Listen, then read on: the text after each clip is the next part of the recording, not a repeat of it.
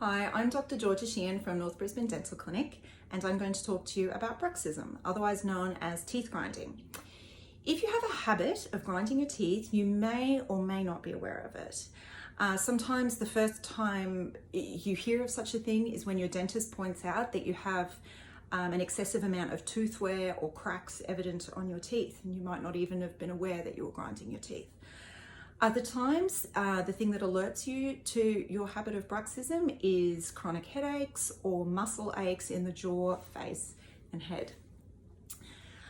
So bruxism, when you think about it, is affecting you in more than one way. Obviously, grinding your teeth together is wearing down the teeth and causing damage to them, but as well as that, it's affecting you in a neuromuscular way, and that can be quite uncomfortable.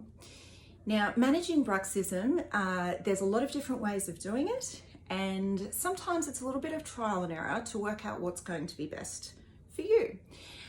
From a dentist perspective, one of the main tools that we use are called splints, otherwise known as night guards. Now, these are basically little clear things that you wear over your teeth. You can wear them over your top teeth or your bottom teeth.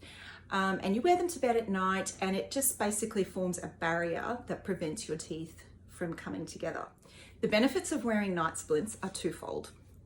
Firstly, it's a physical barrier to stop your teeth from grinding against each other. So even though some of these splints are quite hard, plastic, they're still softer than your teeth are. So when you're grinding your teeth together at night, it's better to be grinding on this, and you'll wear this away instead of wearing your teeth away and causing cracks on your teeth. The other benefit to this is, again, from the neuromuscular standpoint. So grinding or clenching your teeth in your sleep is a positive feedback loop, which means the more you do it, the more you want to do it, even though you're asleep and you're not aware that your brain is doing this.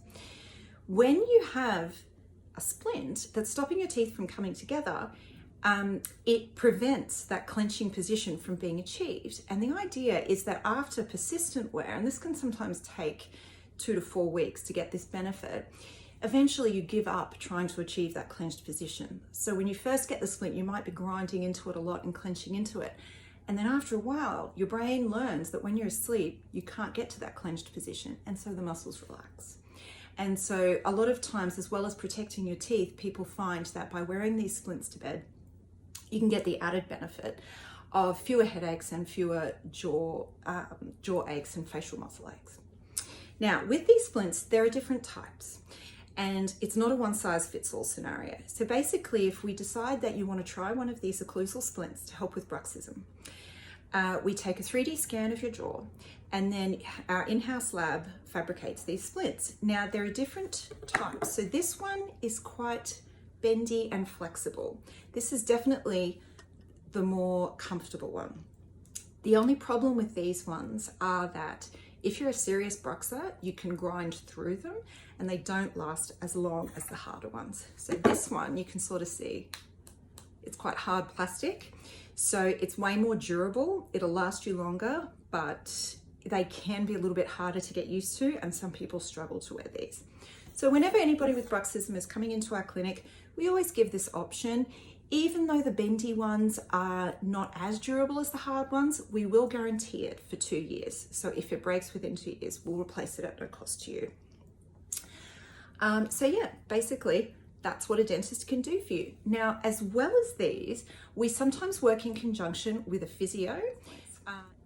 The third option that you can look at for persistent bruxism is Botox.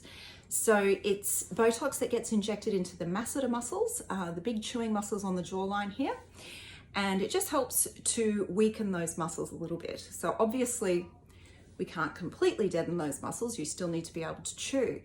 But the idea is that with just a little bit of Botox in that area, the muscles don't spasm as much and clench so tightly in your sleep. So like I was saying, that three-pronged approach, the night splint, the physio, and the Botox,